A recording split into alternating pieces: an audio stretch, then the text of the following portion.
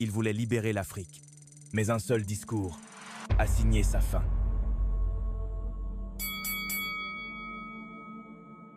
Mesdames et messieurs, voici l'histoire d'un homme qui rêvait d'un continent uni et qui a fini traqué comme un fugitif. 1942. Sirte, Libye. Une tente bédouine battue par le vent. Mouammar Kadhafi naît dans la pauvreté. Un enfant du désert. Mais ses yeux brûlent d'ambition. Il lit Gamal Abdel Nasser, le héros égyptien. Il se promet « Je briserai l'humiliation. Je rendrai sa dignité à mon peuple. » 1969. À 27 ans, il passe à l'action. Un coup d'État sans une seule balle. Le roi Idriss Ier est renversé. Au matin, Tripoli découvre un nouveau maître. Un jeune capitaine en uniforme vert déclare « Fini la corruption, fini la soumission à l'Occident » et le peuple y croit. Les premières années sont un miracle. Le pétrole finance tout.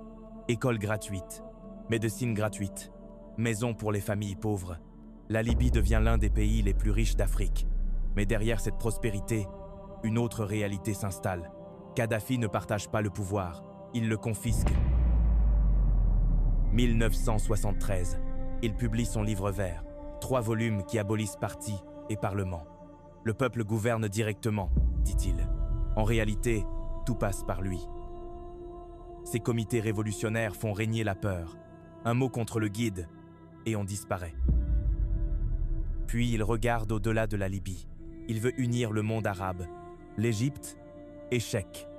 La Syrie, échec. La Tunisie, échec. Alors il change de stratégie. Il se tourne vers l'Afrique. Et là, il rêve plus grand que jamais. Il finance des routes, des hôpitaux, des universités. Il paie la dette de plusieurs pays africains. Il parle d'une monnaie africaine adossée à l'or libyen. D'une armée commune pour que l'Afrique n'ait plus jamais besoin de Paris, de Londres, ni de Washington. Il est couronné, roi des rois d'Afrique, par des centaines de chefs traditionnels. L'Occident, lui, commence à trembler. Mais avant ça, il y a Lockerbie, 1988. Un avion Paname explose au-dessus de l'Écosse. 270 morts. Les États-Unis et le Royaume-Uni accusent Kadhafi. 2 agents libyens sont désignés. L'ONU exige leur extradition. Kadhafi refuse. Jamais un Libyen ne sera jugé par l'Occident. Résultat, sanctions, embargo, isolement total. Pendant 10 ans, il résiste. Mais l'économie s'étouffe. Alors, en 1999, il cède. Il accepte un procès dans un tribunal spécial. Puis, en 2003, il reconnaît la responsabilité de son régime et indemnise les victimes. Le monde le réhabilite. Il renonce à ses armes de destruction massive. Tony Blair lui serre la main.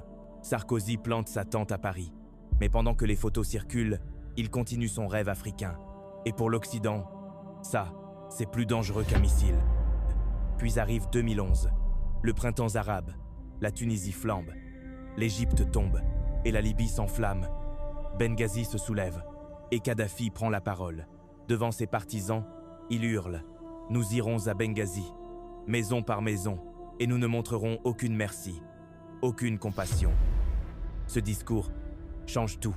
Pour l'ONU, ce n'est plus une crise politique, c'est un massacre annoncé. Le Conseil de sécurité vote la résolution 1973. L'OTAN entre en guerre. Les frappes commencent. Ses chars brûlent. Ses avions tombent. Tripoli s'effondre. Octobre 2011. Sirte.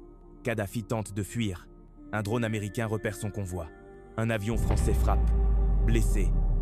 Il se cache dans une canalisation. Les rebelles le trouvent. Ils le battent. Ils l'humilient. Ils le tuent.